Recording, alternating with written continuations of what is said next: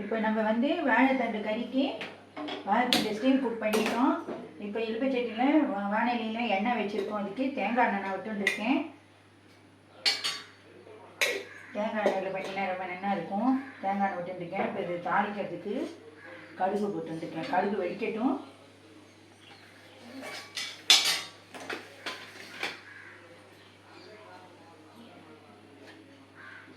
இது இப்போ நம்ம ஸ்டீம் குக் பண்ணினதை இது எடுத்து எப்படி வந்திருக்கு என்னன்னு பார்க்கலாம்.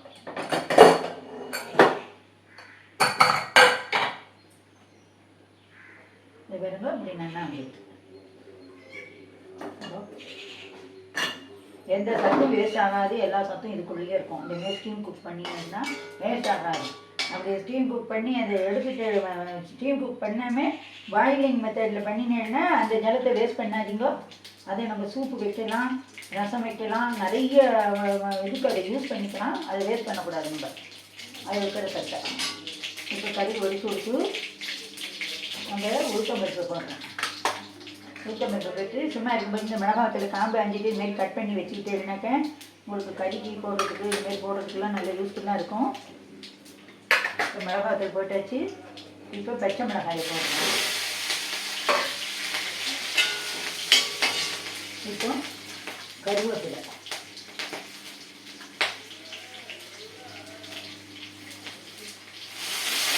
கருவேப்பிலை கிள்ளி போட்டால் அந்த வாசனை நல்லா வரும். சமையலில் முழுசா போடுறதுக்கும் கிள்ளி போடுறதுக்கும் நிறைய வித்தியாசங்கள் இருக்குது. இப்போ உளுத்தம்பருப்பு கருவேப்பிலையெல்லாம் வறுபட்டு விட்டு இப்போ நம்ம வந்து நமக்கு தேவையான வாழைத்தண்டை போடுறோம். வாழைத்தண்டில் புளி ஃபைபர் இருக்குது, நார்ச்சத்து இருக்குது. ஹெல்த்துக்கு நல்ல ஜென்ஸுக்கெலாம் ரொம்ப ரொம்ப நல்லது. வாரத்தில் ஒரு நாள் இந்தமாரி செஞ்சு கொடுங்க. டெய்லியெலாம் செஞ்சுடாதீங்க.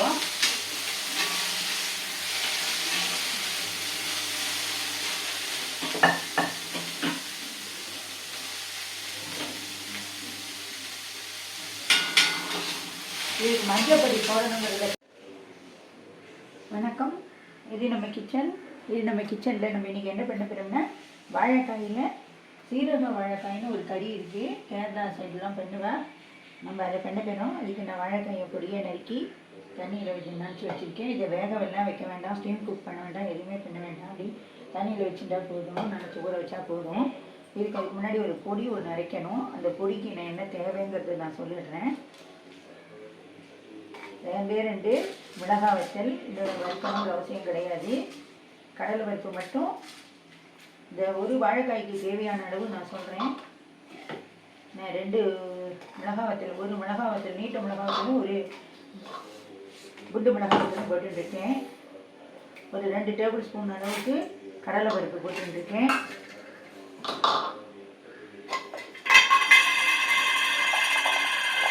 அதுக்கு தேவையான தேங்காயை போட்டுருக்கேன். ஒரு 7-8 மிளகு போட்டுக்கிறேன். என்ன ஒரு ஸ்பூன் அளவுக்கு ஜீரகம் போட்டுக்கிறேன்.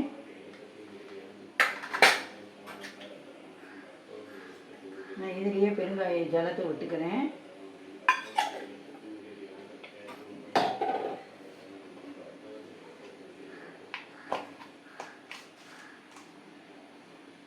நான் உப்பையும் இதிலேயே போட்டு விடுறேன்.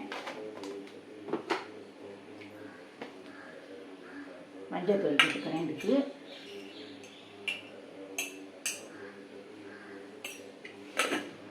என்னென்ன போட்டுருக்கோம் இன்னொரு பார்த்துருவோம்.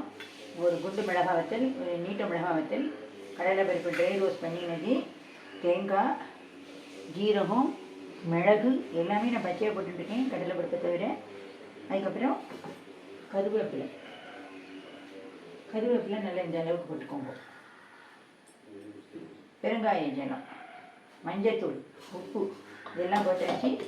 இதை வந்து தண்ணி விடாமல் ஒரு பவுடர் ஆக்கணும். இந்த பவுடர் ஆக்கிட்டு என்னென்னு பார்ப்போம். அதுக்குள்ளே நம்ம அடுப்பை பற்ற வச்சுட்டு அடுப்பை வந்து நம்ம மாற்றி விடணும்.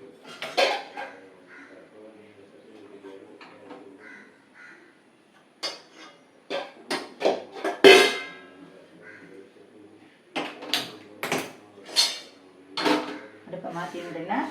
அடுப்பை நான் வாழை இழுப்பச்சட்டி அடுப்பில் வச்சுட்டு நான் எண்ணெய் விட்டுருக்கேன். இதுக்கு நான் வந்து ஒரு 3 ஸ்பூன் அளவுக்கு எண்ணெய் விடுறேன். குக்கிங் ஆயில் தான், செக்கில் ஆட்டின கல்லெண்ணெய் விட்டுருக்கேன். நான் இதுக்கு கடுகு போட்டுருக்கேன். கடுகு என்ன பொரிஞ்சு வரட்டும். அதுக்குள்ளே நம்ம இதை வந்து ஒரு பவுடராக மிக்சியில் அரைச்சிட்டு பார்க்கலாம்.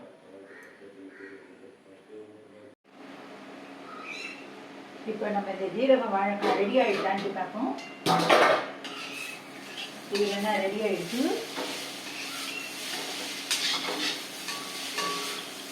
இப்போ இதை வந்து நம்ம கருவின் டிஷ்ஷுக்கு மாற்றிடலாம்.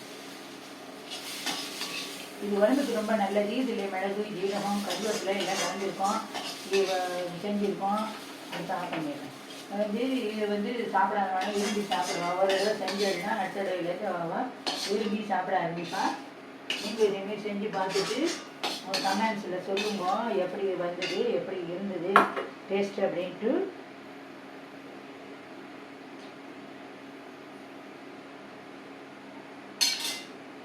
இது நல்லா இந்த வாழைக்காய் இதேமாரி நம்ம மாலை பட்சம் அமாவாசை விரத தினங்களில் கூட இதேமாரி பண்ணலாம். நீங்களும் இதேமாரி பண்ணி பாருங்க. நன்றி, வணக்கம்.